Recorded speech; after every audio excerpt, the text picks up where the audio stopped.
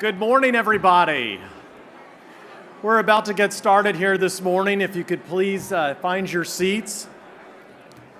I want to start by welcoming everybody here this morning to the 17th Annual Mobility 21 Summit. I am pleased to be your MC and participate in this amazing transportation event. You know, it's really exciting to be here in downtown Los Angeles this year and to see all of the amazing changes that are taking place around the area. And we have an incredible program for you today. First, we want to thank the Mobility 21 partners for all of the hard work that they do on behalf of our entire region. The Automobile Club of Southern California, Chambers of Commerce, Alliance of Ventura and Santa Barbara counties, Inland Empire Economic Partnership, Los Angeles Area Chamber of Commerce, Los Angeles County Metropolitan Transportation Authority, MetroLink, Orange County Business Council, Orange County Transportation Authority, Riverside County Transportation Commission, San Bernardino County Transportation Authority,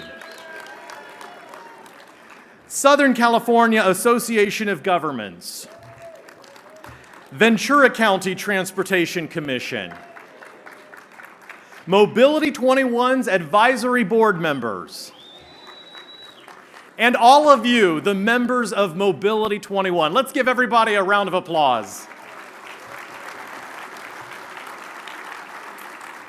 You know, together we are one region, one voice, and one future. As we look to our transportation future, this theme is very fitting.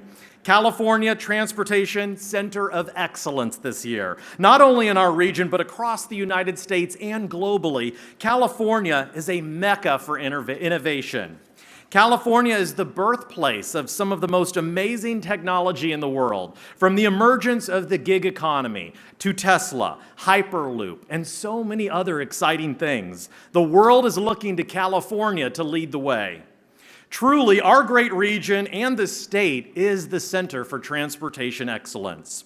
Now, we have more than 70 speakers today, from key elected officials to public and private sector experts, leading discussions in our 3 general sessions and 8 breakout sessions. This is going to be an incredible opportunity for all of us. The discussions in these sessions will be challenging the status quo to learn how we can find more solutions and innovations to ensure California's leadership on the national and global stage. I would like to thank our sponsors now, without whom this summit would not be possible. This year's titanium sponsor is Moffitt & Nickel.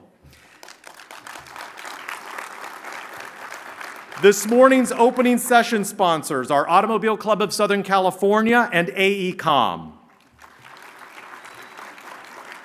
And thank you to all of our other sponsors and supporting organizations whose names you see listed on the screens. Thank everybody for all of their support. You know, I would like to now welcome the elected officials across this region who work so tirelessly for transportation. Now, I know we all want to show our enthusiasm this morning, but please kindly hold your applause until the very end. It's going to be a lot faster this way. Will the elected officials in the room please stand when I call your name? Lori Berman, Director at Caltrans. Julia Brownlee, Congresswoman, U.S. House of Representatives. James Butts, Mayor of the City of Inglewood. John Cruikshank, Council Member with the City of Rancho Palos Verdes. Lucy Dunn, Commissioner, California Transportation Commission. Margaret Finlay, Council Member with the City of Duarte. Deborah Franklin, Council Member with the City of Banning. Steve Hoffbauer, Council Member with the City of Palmdale. Fran Inman, Chair of the California Transportation Commission. Bill Yon, Mayor of the City of Big Bear Lake. Randon Lane, Council Member with the City of Murrieta. Antonio Lopez, Vice Mayor with the City of San Fernando. Ray Marquez, Council Member with the City of Chino Hills. Michelle Martinez, Mayor Pro Tem with the City of Santa Ana. Barbara Messina, Council Member with the City of Alhambra. Fred Minigar, Council Member with the City of Laguna Niguel. Luis Plancarte, Supervisor of Imperial County. Dana Reed, Council Member, City of Indian Wells.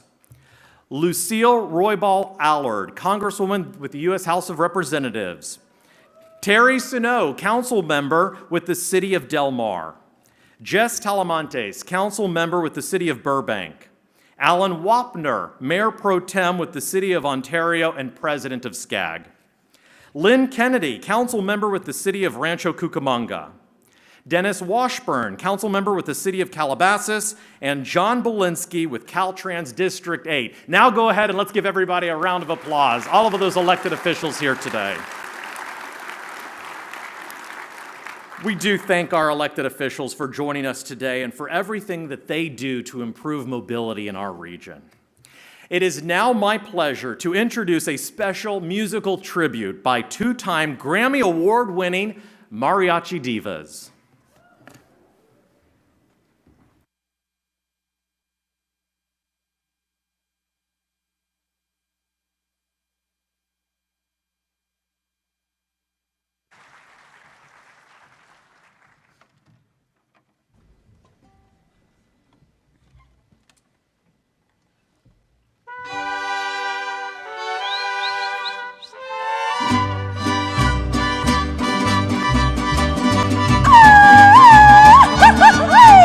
Y tóquenle bonito, mis divas.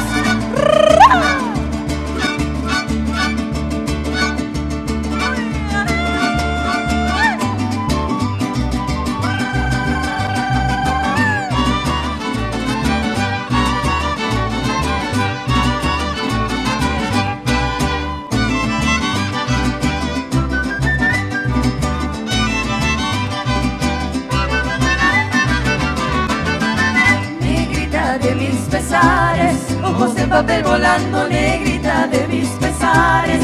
Ojos de papel volando, a todos diles que sí, pero no les digas cuando así me dijiste a mí. Por eso vivo penando.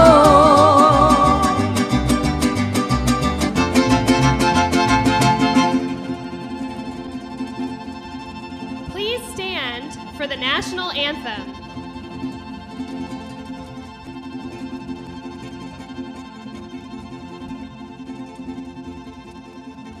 Oh, say, can you see by the dawn's early light what so proudly we held at the twilight's last gleaming, whose broad stripes and bright stars through the perilous fight o'er the ramparts we watched were so gallantly streaming, and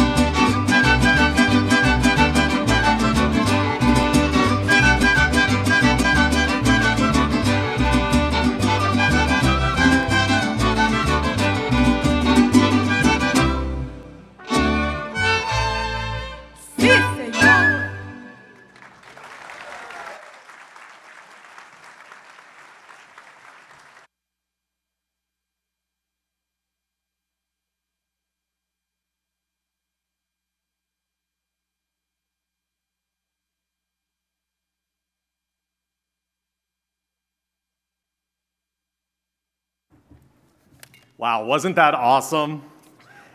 What a beautiful and unique rendition of our national anthem. Thank you so much to the Mariachi Divas. You know, we're so lucky to live and work here in California. This state has so much talent here. Let's go ahead and give another warm round of applause to the Mariachi Divas. We are also thrilled to see a sold-out crowd here today. The ballroom, as you can see, is at full capacity, so please take your time getting to and from your seats throughout the day today. If you need any assistance, please look for one of the Mobility 21 volunteers, and they will usher you to an open seat. It is now my pleasure to introduce the 2018 Chair of Mobility 21. As a leading representative of the Automobile Club of Southern California, he oversees public and government affairs, media and community relations, and traffic safety efforts. He has been called the voice of reason, helping balance disparate public and private sector interests for challenging transportation issues. He serves on the California Road Charge Technical Advisory Committee. He is a board member of the Los Angeles Area Chamber of Commerce and a founding board member of Mobility 21. Please help me welcome to the podium, Steve Finnegan.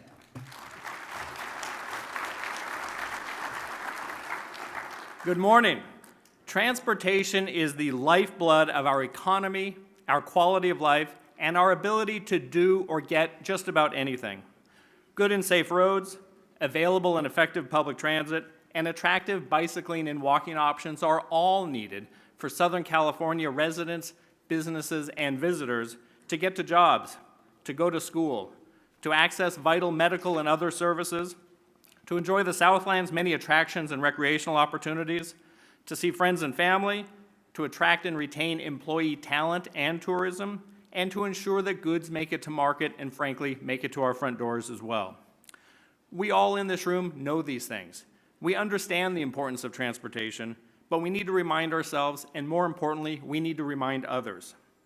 Without safe and efficient transportation, we all, and our businesses and others, simply cannot do what we want to do, and we cannot do what we need to do. Mobility 21 has been at the forefront of transportation advocacy for 16 years. Founded by Metro and the LA Chamber, quickly backed by the Auto Club, and then expanded to cover all of Southern California, Mobility 21 is a key force to ensure that drivers, transit riders, freight interests, and others get what they need and deserve, which is a world-class transportation system. That's what this is all about. As chair of Mobility 21, I am happy to note that we are joined this morning by a record-breaking more than 1,300 participants at the summit. That's worth some applause.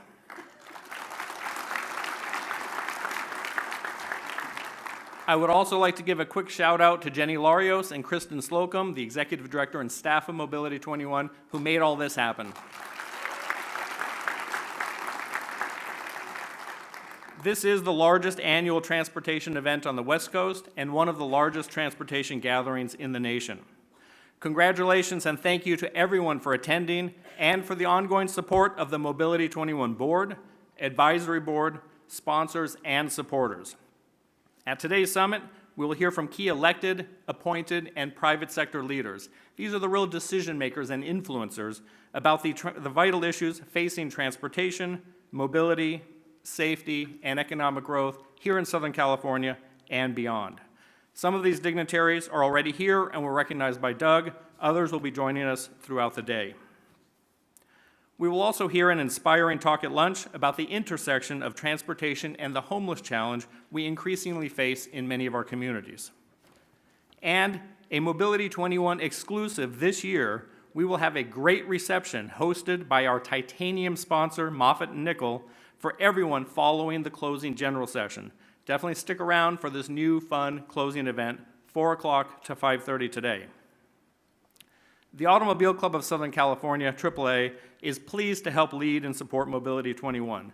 Our more than 7 million members here in Southern California use and pay for the roads and other transportation facilities and services that we are talking about today. The Auto Club's involvement with Mobility 21 and with many other entities represented here in the room stems from our founding and long-term commitment to improve mobility and safety on the roads and freeways that connect and serve our members and all Southern Californians. The Auto Club has a few special highlights for you today, including a display and selfie social media opportunity that's going to be right before you walk into the expo hall upstairs. Don't miss that. That's on our Distracted Driving initiative. And we have a special video, a look back and a look forward at the Auto Club's historic and continuing role in Southern California. So thank you very much, and please take a look at the screens. Founded in 1900 by a group of hobbyists, the Auto Club soon adopted a mission of service to the motoring public. In 1906, we created the first highway signs in the region. Soon, we were also offering our famous maps and tour books. By 1930, the familiar folded maps could be found in glove boxes across the western United States. So could our magazine, Touring Topics, which changed its name to Westways in 1934. Our affiliated insurance company began in 1912 to break price fixing in the industry and continues to provide affordable insurance for members. The Automotive Research Center runs performance and safety tests, providing important consumer information on emissions, green cars, and autonomous vehicles. Safety education has always been a key focus too, from school programs to our educational films to the posters that appeared in classrooms across the Southland. That mission continues today with teen driver fairs, senior mobility classes, and distracted and impaired driving public awareness campaigns. Established in 1924, our roadside assistance program has probably done more than anything else to help our members and keep Southern California moving. We've gone from the 10 original members to more than 7 million. And each day we respond to 16,000 roadside assistance calls, welcome 18,000 members into our branch offices, and process nearly 2,000 insurance claims. While roads have changed, vehicles have changed, and drivers have changed, the Auto Club remains an indispensable part of mobility in Southern California.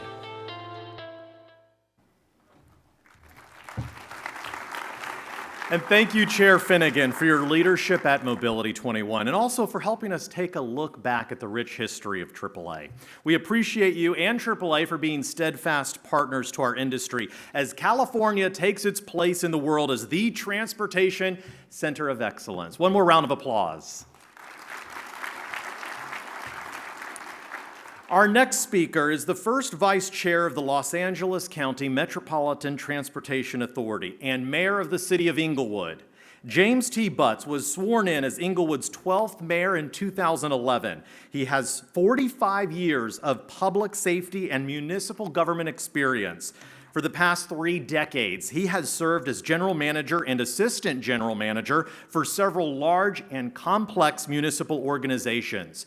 From the renovation of the Forum to negotiating the return of NFL to our region, Mayor Butts has transformed all aspects of Inglewood and raised the profile of the city to regional and national significance. Please help me welcome to the stage Metro's first vice chair, Mayor of the city of Inglewood, James Butts.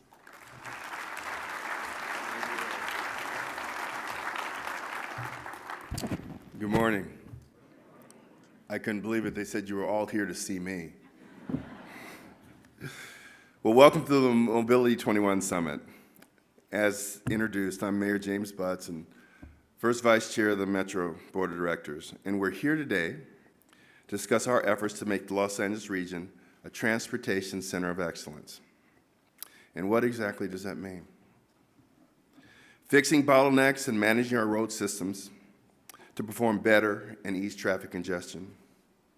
Expand our transit network so that it takes you everywhere you need to go.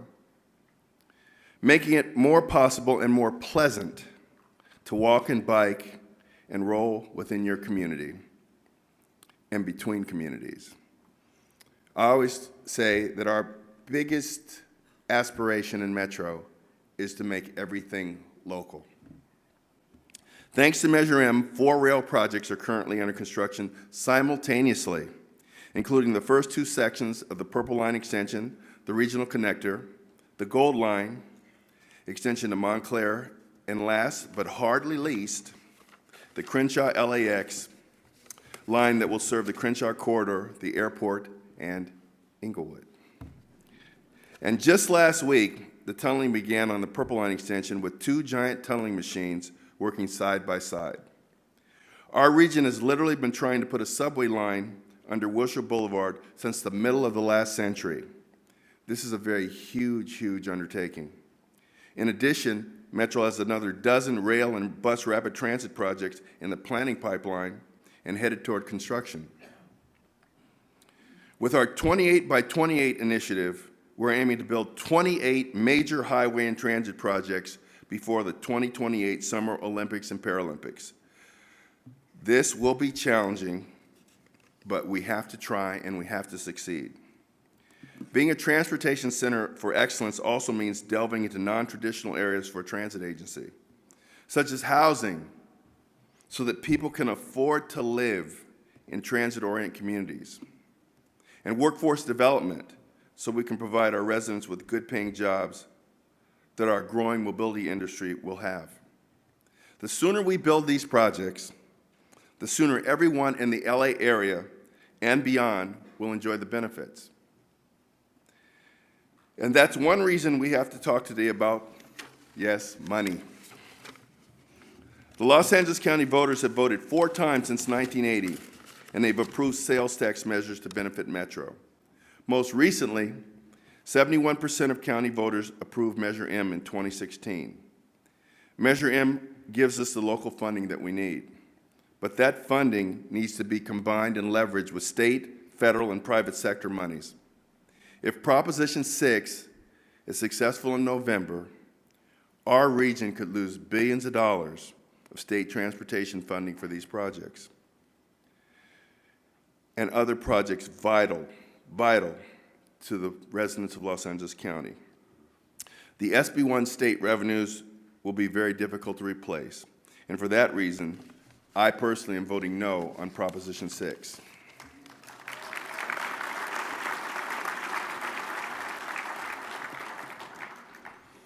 Finally, for a moment, I want to talk about the city of Inglewood. Inglewood is in the midst of a true renaissance, which is transforming our city into a regional economic, cultural, sports, and entertainment center. I worked in Inglewood from 1972 to 1991 in the police department, and I rose to the rank of deputy chief. At the age of 37, I was selected to be the police chief in Santa Monica, where I served for 15 years, and then the 5 years after that, I served the city of Los Angeles for the Los Angeles World Airport System in charge of counterterrorism and public safety. When I left Inglewood in 1991, we had the Lakers, the Kings. The Forum was doing 60 concerts a year. The racetrack averaged 43,000 people a day. And we had the Airport Park Hotel, the Sizzler, and the Big Donut. When I came back in 2011, we had the Sizzler and the Big Donut.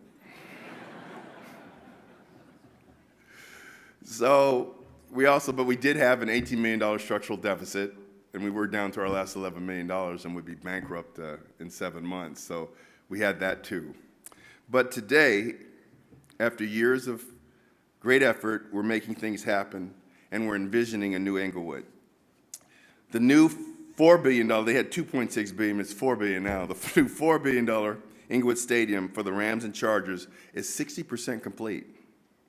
In addition to the Olympic and Paralympic Games, we're going to be host a Super Bowl, an NCAA College Championship Bowl game, a FIFA World Cup.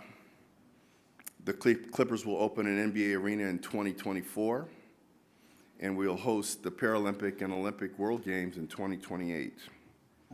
Additionally, Frank Gehry is designing a new home in Inglewood for the LA Philharmonic Youth Orchestra, which will expand its ranks by 1,000 students, 300 of which will be Inglewood residents.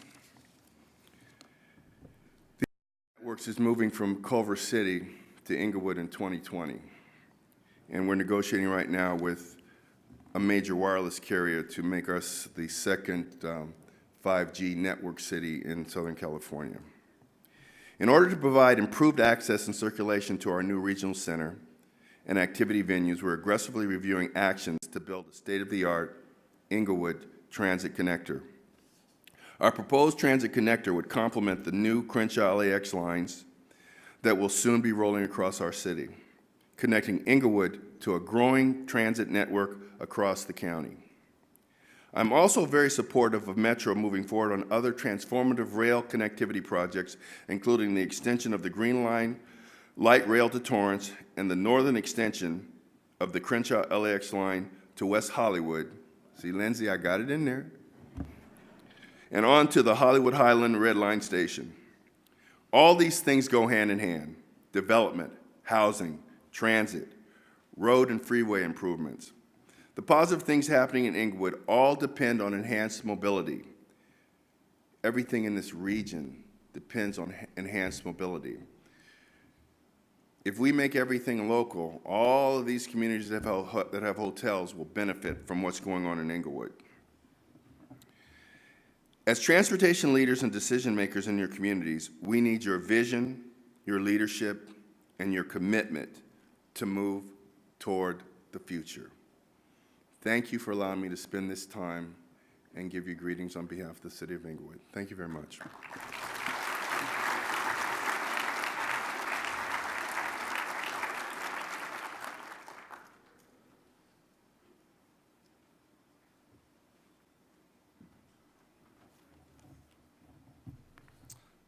Thank you, Mayor.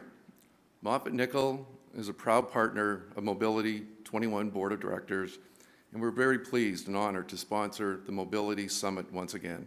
My name's Jim McCluskey. I'm Vice President Moffitt-Nichol and Advisory Board Member. As this year's underwriting sponsor, it is my honor to highlight the work that our great company does as a longtime partner to the state of California. Please enjoy the video.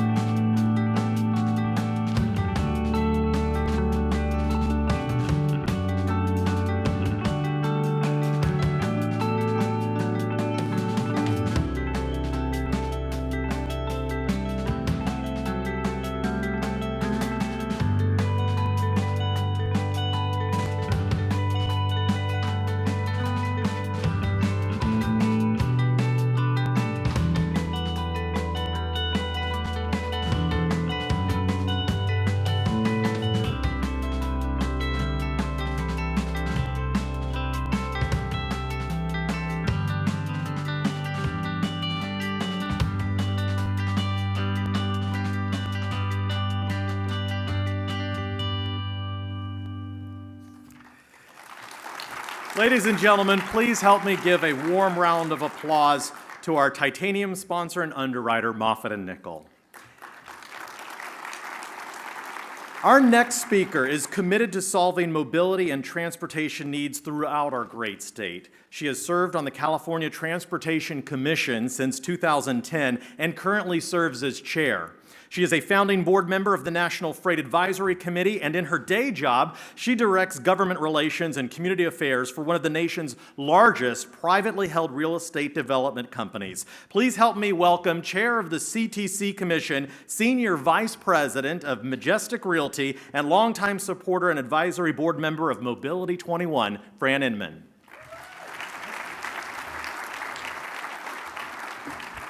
Good morning. Good morning. Great to have such a great crowd here today. And really, I'm a proud, longtime supporter of Mobility 21. I think Steve Finnegan, Dan Beal, and I might be the original dinosaurs from day one. So It's amazing to watch this organization. I can tell you as chair of the CTC, I'd love for our friends in the North to emulate this because I think there's such power when we are together. So speaking of together, I'd love to recognize my fellow commissioners that are here. I have the honor and pleasure of serving with what I would describe as the best commission in the state of California. So give a shout out to our beloved Joe Tavallone.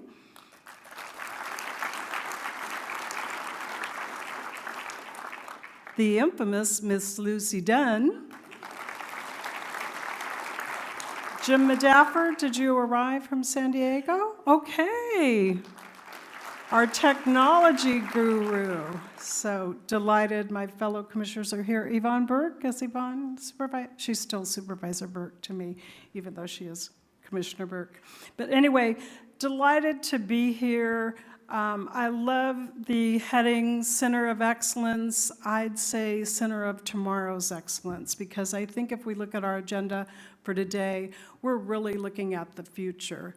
And Mobility 21 was really founded looking at our collective future in mobility. So, you know, the lineup of topics, I think if we would have looked at that 16 years ago, when Mobility 21 was founded, we probably didn't have exactly the same breakout session in those days. So hooray for us. I do want to go on the passenger of the airline one today because I'd love to weigh in on a little more leg room. So those of you that are working on our airplane mobility, let's do that.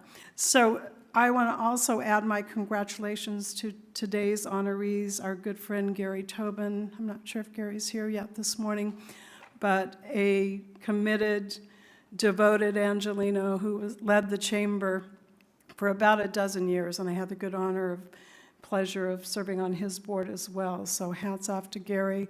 Our own Susan Branson, the director of CTC, will be honored, and you're going to hear that Tavallone name a little later today, too, from that family of folks that have really been serving our region. So delighted and happy to be here. And Mobility 21 decided that we could all have a little video today, so I don't want to let you down and disappoint you, and I'll just give you a little clue. Every day is a freight day.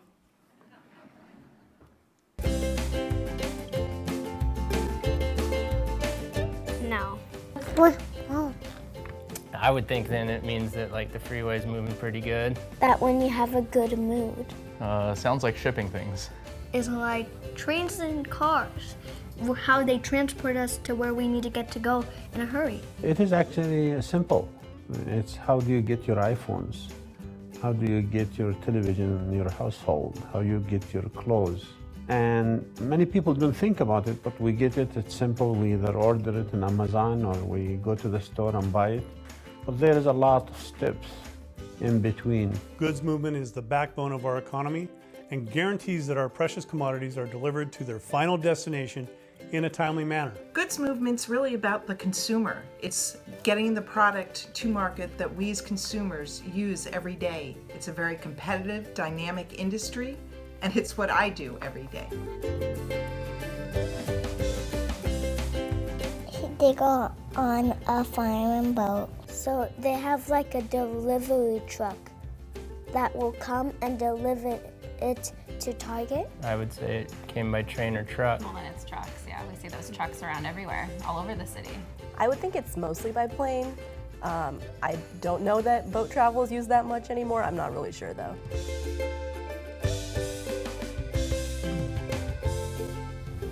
Okay. 3.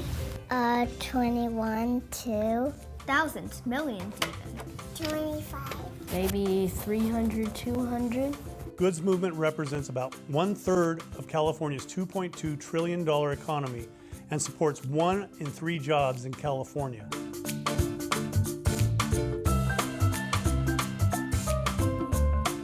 3,000? 20 plus? Maybe over 1,000? Maybe more than like $60, I'm guessing. $1 billion. $1 billion. $100 billion.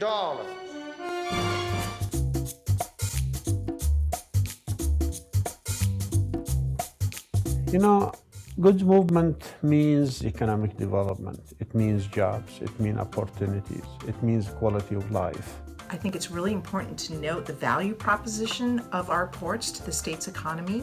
We employ 1/3 of the citizens in this state, and we generate $700 billion, that's billion with a B, in annual revenue. Given that 1 in 3 jobs in California relies on goods movement, it's a no-brainer that improving throughput and velocity on our system will create more jobs and economic growth.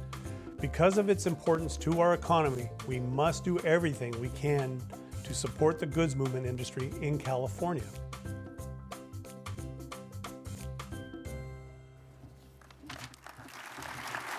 Thank you, Chair Inman, for those remarks and that fun video. How great were those kids, right?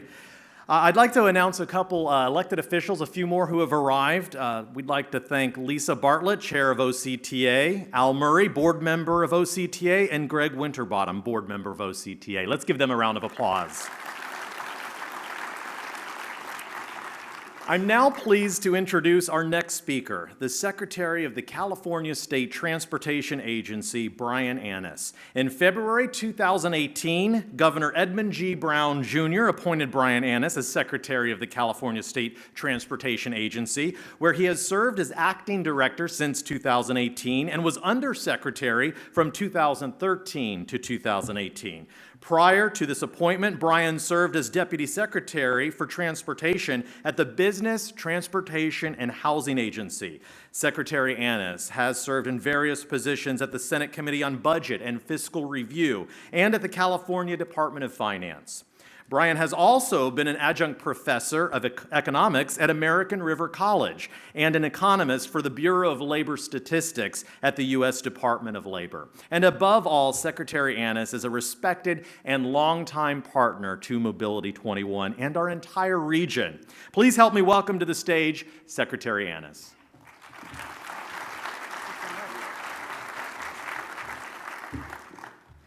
Well, good morning, everyone. It's a pleasure to be in Southern California today with so many transportation leaders. It's truly a great day for transportation. As I stand here today, I want to briefly reflect on the many accomplishments we have made together over the last 8 years of this administration. We have a balanced state budget. We had the groundbreaking on the nation's first high-speed rail system. We've increased accountability at the State Department of Transportation. And most recently, and perhaps most significantly, we have a stable, ongoing, and much-needed source of revenue for our aging transportation system. Now, we can all agree that our infrastructure system is a critical asset that drives growth, jobs, safety, mobility, trade, and enhanced transportation system. Now, Californians drive more than 350 billion miles a year. That's more than any other state. And California State Highway System serves a $2.2 trillion economy. An economy that, of course, is now the 5th largest in the world. Now, investment in infrastructure creates tangible assets that are long-lived and facilitates economic activity for years to come by providing access to jobs, services, materials, and markets. As Fran said, every day's freight day in California. Now, keeping California's highway, streets, bridges, and transit network in good working order is an important part of keeping our state economically competitive, healthy, and moving, literally moving.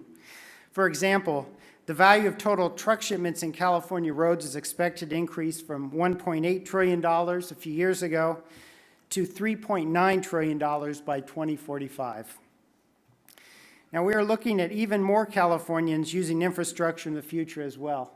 Back in 1950, when serious work was starting on our highway systems across the nation and in California, the population in California was 10 million people.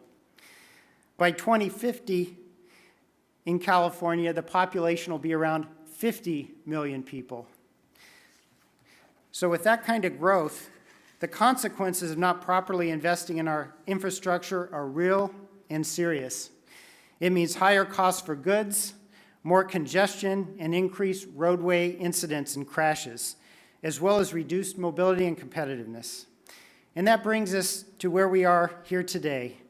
I often get asked, what happens if SB 1 goes away? What happens if Prop 6 passes? And here's what I say.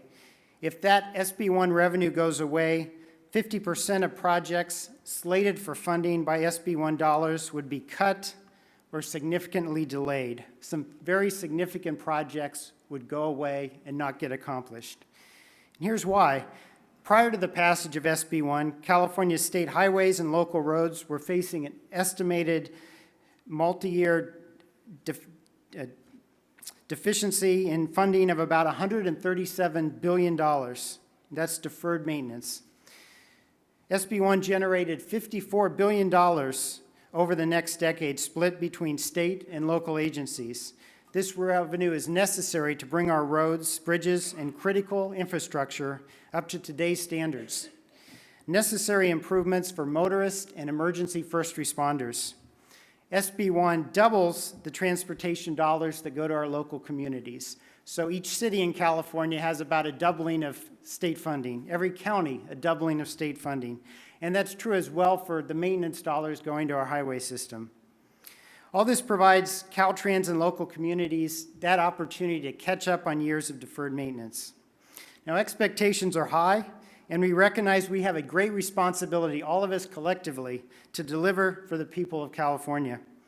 With state transportation infrastructure receiving roughly half of the new SB 1 funds, about $26 billion over 10 years, the state has already begun to make critical improvements. Caltrans has already completed 40 projects to repave roads. Construction on another 98 projects is already underway. And in the past year, we're seeing very specific results and very real results. We've repaired over 2,900 potholes, improved 270 miles of pavement on highways, repaired more than 37,000 feet of guardrail. You can see many of these are safety improvements that are going to save lives. Replaced more than 900 highway lights and traffic signals, and restriped more than 600 miles of highways to improve visibility and safety. And that's just the beginning. As we look at cities came in with their money that I mentioned, a doubling of state funds, and they've programmed over 4,000 projects eligible for SB 1 funds. Of those, we recently got reporting to show that 1,000 of those local community neighborhood projects are already completed. So benefits have been made in our communities due to SB 1. In April, my agency announced $2.6 billion in funding to support transit and intercity rail capital grants. These 28 transformational projects are funded by both SB 1 and cap and trade dollars. They will provide major benefits to meeting the state's climate and air quality goals, reducing greenhouse gases by 32 million tons. Now, these projects include projects that prepare Southern California for the 2028 Olympics. We have 6 major LA Metro expansion projects that receive this funding. And with this funding, each project now has complete funding to move forward. These include the light rail extension to Torrance and Montclair, and additional rapid transit service along congested corridors. Metrolink and the Surfline are also very vital services here in Southern California. And with these SB 1 funds, we're making major improvements to Los Angeles Union Station to have run-through tracks that will greatly boost efficiency for all the rail that goes through that station. And we're also connecting residents to the state's job centers through transit investments. In addition to these transit grants from our TIRCP program, we have another $51 million going out to transit agencies across the state for their everyday operations to increase the length of trains and run more frequent service. Now, last year, transit agencies provided more than 1.3 billion passenger trips. These new investments are going to grow that significantly. And just 2 years ago, to show the impact of SB 1, the CTC had to cut $1.5 billion, either cut or delay that amount from the State Transportation Improvement Program. That was very painful, and I think many of you felt that pain 2 years ago when that occurred. But fortunately, with SB 1, for this most recent round, the CTC did not have to cut. CTC was able to add back $3 billion of projects, mostly to improve our highway systems and add capacity. So we're looking forward, and we hope all of you are too. We have great partnerships between the state and the Southern California region. We're so appreciative of all the work that we've been able to do together over the years. So I see the future as very bright for California. I hope you will join me in our efforts as we continue to rebuild California. Thanks very much. Thank you very much.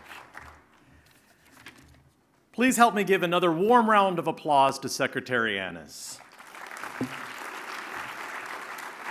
Okay, moving right along this morning, our next distinguished speaker is from, oh, excuse me.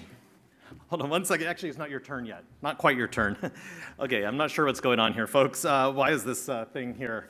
Let's see. Okay, that's enough. Can you please just sit down, wait your turn, please? I'm not sure why you're being so rude here. Okay, fine. Let's go ahead and look at your video.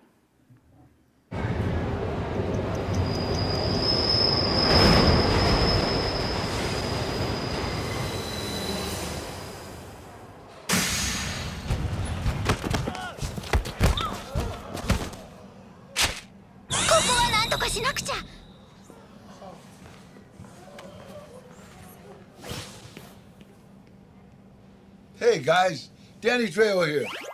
There was going to be a whole song and dance routine about how you should wait your turn to enter the train. But they got me, Danny Trejo, to talk to you instead. Look, when you don't wait your turn to enter the train, it's rude and potentially dangerous. And believe me, I know a thing or two about rude and dangerous. I'm Danny Trejo. Don't be like rude, dude. Be kind, like super kind. Excuse me.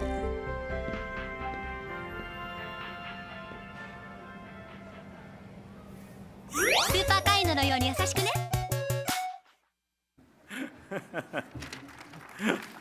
All right, that was a pretty fun video. Thank you, Metro, for your incredible public service announcement about waiting your turn and minding your manners on our transit system. If anybody wants to hang out with the rude dude later, please visit him at the photo booth in the lounge in the foyer and take selfies, and then you can post them on Instagram and Snapchat if you like to hang around rude dudes. All right, back to our program and on to a very serious and important topic.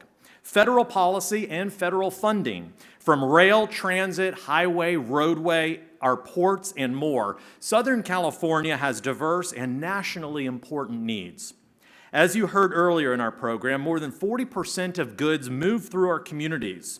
Congresswoman Julia Brownley was first elected to Congress in 2012 to serve as the representative for California's 26th district, which encompasses most of Ventura County and a portion of Los Angeles County, including the cities of Ventura, Oxnard, Ojai, Santa Paula, Fillmore, Camarillo, Newbury Park, Moore Park, Thousand Oaks, and Westlake Village. She sits on the House Committee on Transportation and Infrastructure, where she serves on the subcommittees on aviation, highways and transit, and water resources and environment. Since coming to Congress, Brownley has been a steadfast champion of the Port of Hueneme, Channel Islands Harbor, Ventura Harbor, and local airports, which are significant economic hubs for those communities. She has helped secure funds and resources to maintain and expand local infrastructure, promoting job creation and revenue growth for the region. She also received the Contract Tower Congressional Leadership Award for her advocacy on air traffic control issues. A leader in veteran affairs, healthcare issues, education, and the environment, Congresswoman Brownley has served her community, the state of California, and Congress in numerous roles. Her commitment and dedication to her constituents and the betterment of our nation is inspiring. Please help me welcome to the stage our most distinguished speaker, Congresswoman Julia Brownley. Thank you very much. Thank you. Good morning, and thank you, Doug, for that kind introduction. And it's wonderful to be here with all of you this morning. I'd like to begin by thanking our beloved Darren Kettle, our Executive Director of the Ventura County Transportation Commission and former chair of Mobility 21, for inviting me to speak to all of you this morning. Darren has been an extraordinary leader on transportation issues in our region, and it has been a true pleasure working with him over the years. And most importantly, I want to thank all of you for the work that you do every day to help local communities improve how people and products get around our region and the nation. Like most of you, I'm a Southern Californian, so I spend a lot of time on our roads, our freeways, and of course, flying in and out of LAX every week when Congress is in session. And as I travel across Ventura County and throughout the region, I'm very conscious of the enormity and variety of transportation infrastructure that keeps our region moving.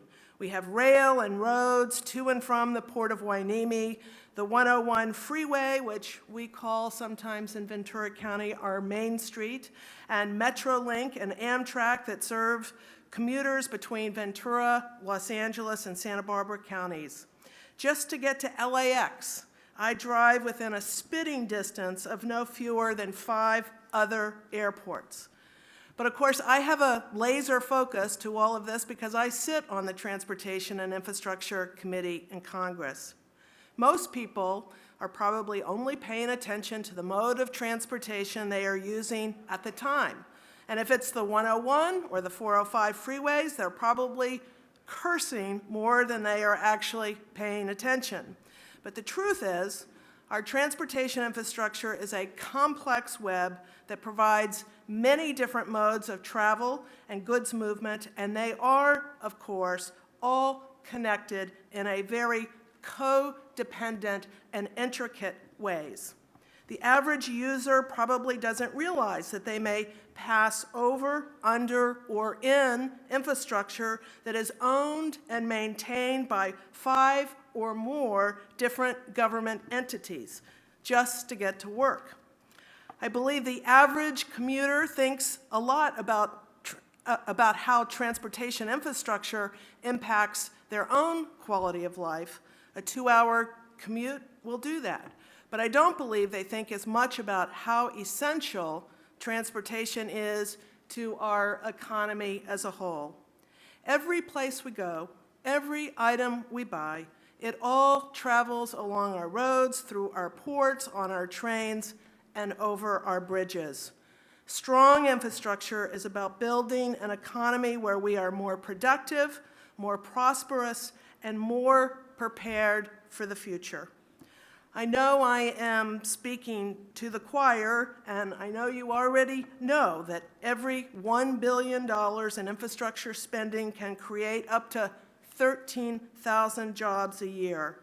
But I doubt the average taxpayer knows that. You also know that congestion on the interstate system alone costs freight trucks more than 140 million hours in wasted time, equivalent to over 50,000 drivers sitting idle for a working year. But I doubt the average consumer knows. And nationwide, Americans spend an estimated 38 hours stuck in traffic per year. That, however, is something I'm certain the average LA commuter does know. What all this means is that we are losing productivity, and lost productivity means higher prices without higher profits. That hurts everyone, workers and consumers, companies and investors. Clearly, investments in infrastructure reap benefits for everyone. We've heard about the great things the state of California is doing to invest in our infrastructure. And most Southern California counties raise revenues for their share. There's one notable exception that I won't mention. Did I mention that I represent Ventura County? But we'll continue to keep working on that. But sadly, and most notably, the federal government is not carrying its weight. It's simply not right, because especially in California's case, our products, our produce, and an awful lot of goods coming into the United States from around the world use and depend on our infrastructure to feed, house, and clothe much of the nation. Infrastructure impacts our great nation every day, and so, of course, federal government should be playing a much stronger role rather than sitting on the sidelines. And yet, that's largely what has been done. As you know, President Trump touted a $1 trillion infrastructure plan during his campaign, but he put little effort behind it, and the Republicans in Congress didn't seem to have much appetite for it either. They essentially had two agenda items these past 2 years. One, to repeal the ACA, and two, then use the savings to fund their tax plan. If they had anything left over, they suggested it might go to infrastructure. But none of that worked out as planned. So they passed the tax plan by increasing the debt enormously, which essentially killed any real conversation of an infrastructure bill. And that's where we are today. I do have some good news to report, however. After many years of short-term bills, Congress did recently pass a long-term FAA reauthorization bill. The new FAA bill will help us make investments in aviation infrastructure and in our nation's airports, all of which are vital contributors to our local and national economies. We also passed a new WRDA bill. This is the third WRDA bill that we've passed in 6 years, which has put us back on the biannual authorization track. This is going to help us move forward with needed waterway navigation, flood risk mitigation, and environmental restoration projects like the LA River project. Looking to the future, I do believe no matter what happens in November, that we can and we must find a way to ensure that the Highway and Transit Trust Funds have the funding they need. The federal fuel tax has not increased since 1993, and the Highway Trust Fund is running on proverbial fumes. I will say cleaner fumes, I might add, but still fumes. But if we don't act soon, it will be literally flat broke by 2020. That means that the federal government will not be able to meet its commitments under the FAST Act to help states and local communities finance surface transportation projects. That's a problem because current estimates show that the federal government will need an additional $20 billion annually on top of our existing revenues to avoid reductions in highway, transit, and safety investments. So we must act. And that's usually when Congress actually does act, when it has no other option other than to act. But I have not given up on a broader infrastructure investment plan. I like to remind people that when I was in the state legislature under Arnold Schwarzenegger, he fought tooth and nail to push through his campaign priorities.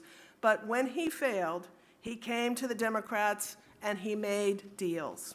I have some hope that Trump might do the same on infrastructure spending. While the administration's original plan was extremely disappointing, calling for only a fraction of what we truly need, punishing states like California who've already done their part, and mostly favoring projects with new tolls and other fees, there was at least a proposal. I have to say that's a start. On the Senate side, the Democrats unveiled a plan to actually invest $1 trillion over 10 years to repair old bridges and roads, expand bus and rail systems, and modernize ports, highways, airports, schools, and electrical grids.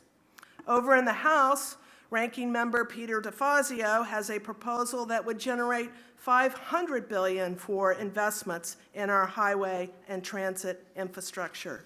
He's also proposed additional plans to make needed investments in our ports and harbors, as well as our airport infrastructure too.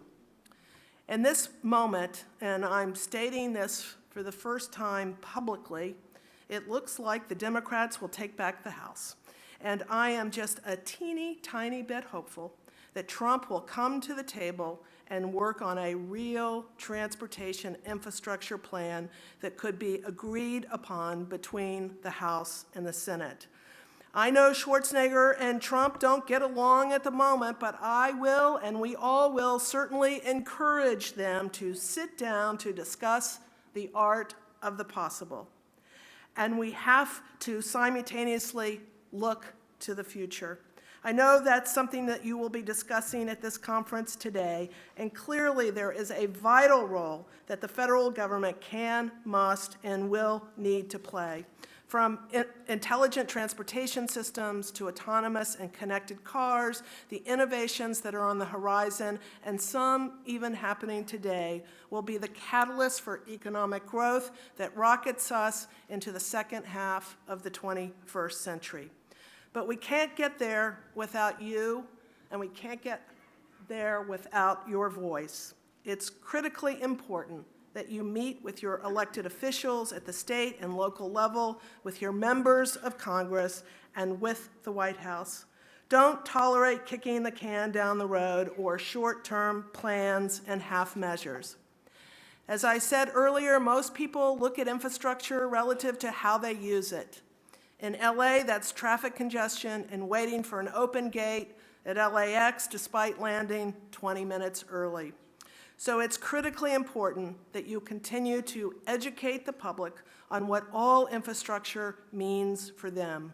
We need to constantly remind people that the safe, efficient, and orderly movement of people and goods is absolutely essential to a strong economy, and a strong economy is essential to a better quality of life for everyone. So thank you for all you do. I hope you have a fantastic and productive day, and I look forward to meeting with you in Washington or back here in Southern California, and to continue on the previous play of words. Let's make our country freight again. Thank you very much.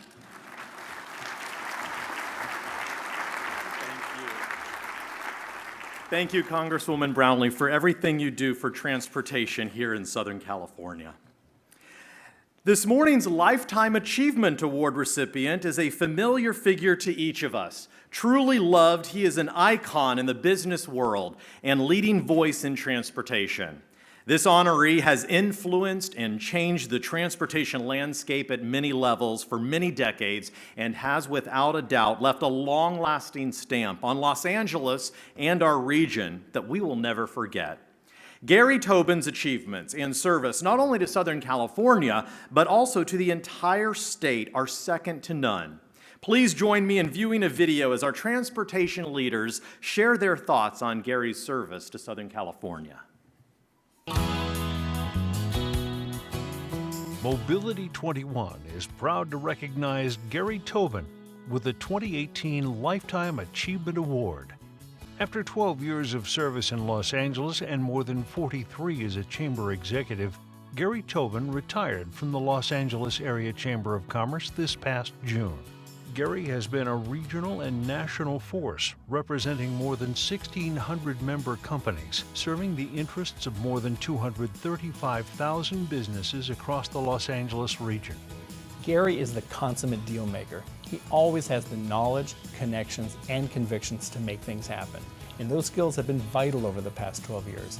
During that time, he has led the LA Chamber to renewed strength, prominence, and influence. And Gary joined with others to guide the efforts and success of Mobility 21.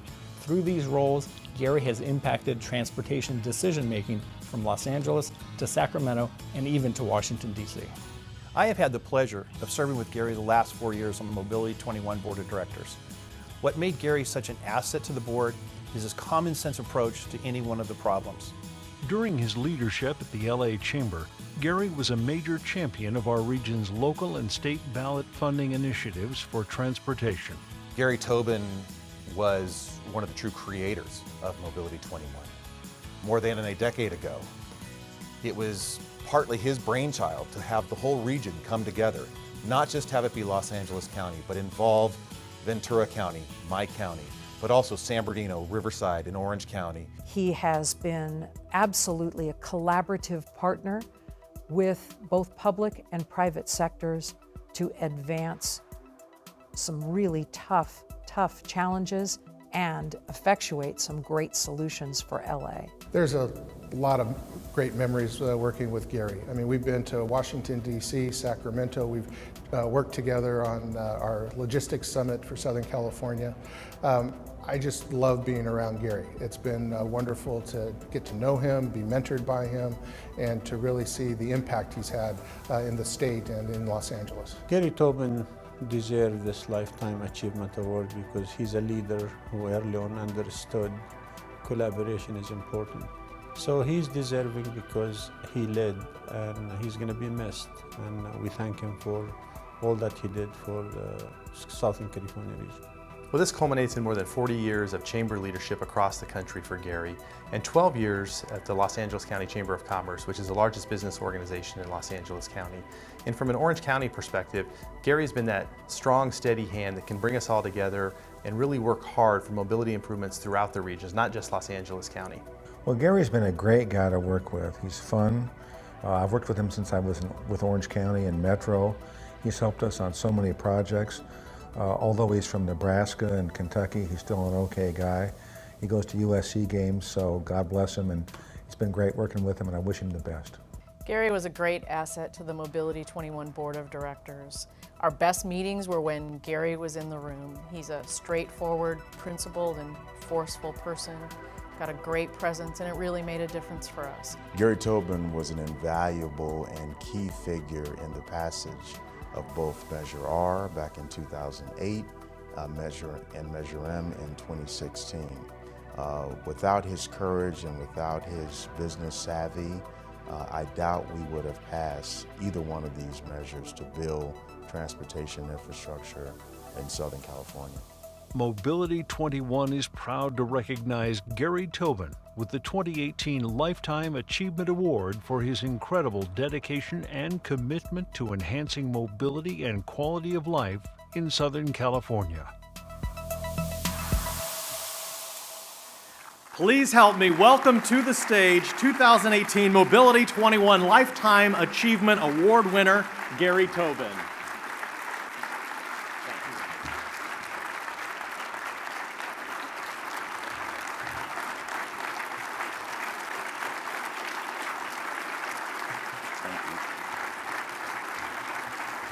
Thank you very much. Well, thank you, Doug. Thanks for all who participated in the video. Thank you to Mobility 21 Board Chair Steve Finnegan and the Auto Club of Southern California that has been with us this entire ride.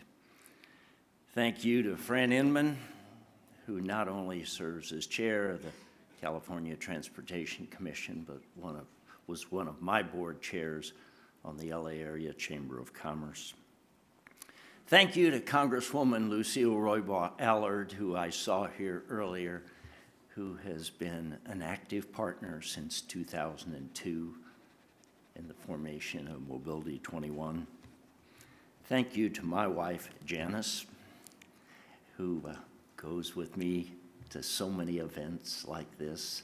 And thank you to my successor, Maria Salinas, who will continue carrying the torch for Mobility 21. But most of all, thank you, Mobility 21, for this honor and for becoming what Roger Snowball and I hoped you would become. And that is a strong regional, state, and national voice for transportation investments in Southern California. Great transportation networks seamlessly cross city and county lines without anyone noticing. Mobility 21 and the people in this room are committed to making every transportation link in our 7-county region smoother and better.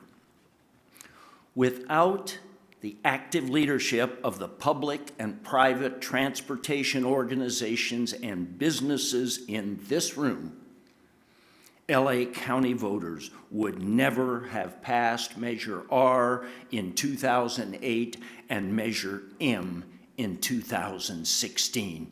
Give yourself a round of applause. Without the active lobbying of the public and private organizations, transportation organizations, and businesses in this room, the California legislature would never have passed SB 1. And with the support of the public and private entities in this room, we will defeat Proposition 6 on the November ballot.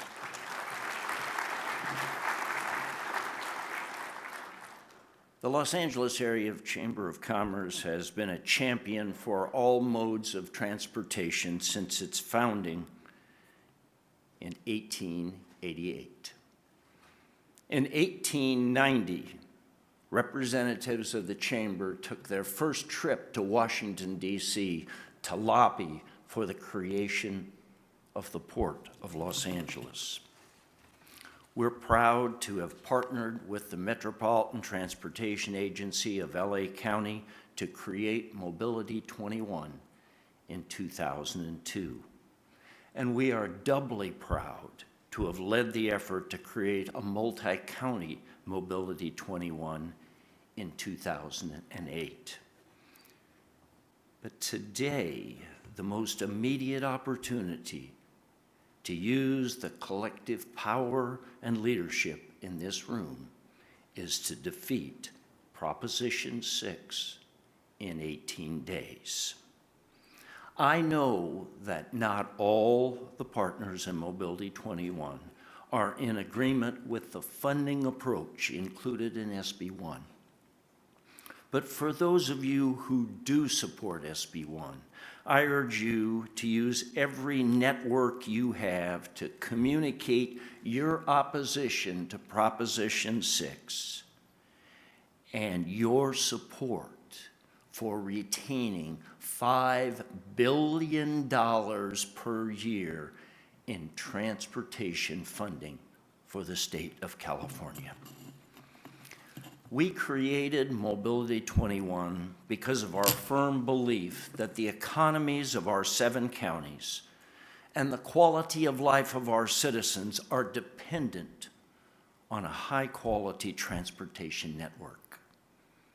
I think everyone in this room agrees on that. I thank Mobility 21 and all of you for this for this honor and for your collective leadership. You are building our future. Thank you, Mobility 21, and each of you.